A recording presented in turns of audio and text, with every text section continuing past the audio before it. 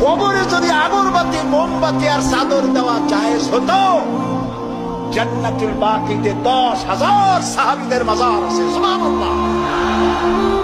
হযরতে ওসমান রাদিয়াল্লাহু তাআলা আনহু শুয়ে আছেন জান্নাতুল বাকিতে।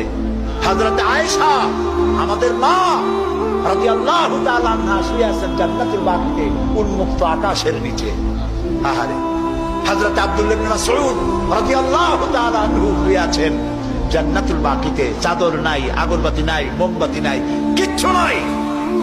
রাসূলুল্লাহ বলেছেন জান্নাতুল বাকিতে, বাকি থেকে কিয়ামতের দিন 70,000 আহলে বাকি চাঁদের মতো চেহারা নিয়ে বিনা হিসাবে আল্লাহর জান্নাতে চলে যাবে।